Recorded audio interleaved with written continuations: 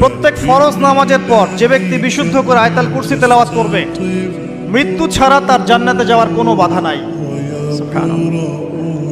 আর ছোট্ট সূরা আছে কিছু, সূরা ফালাক, সূরা নাস, সূরা ইখলাস। সকালে তিনবার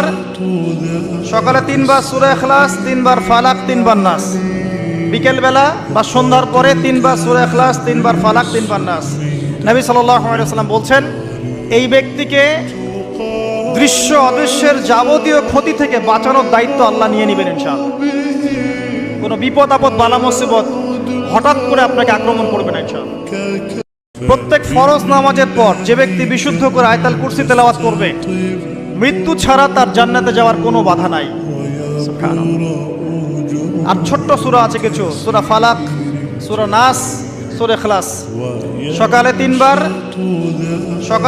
সূরা ইখলাস, তিনবার ফালাক, তিনবার নাস।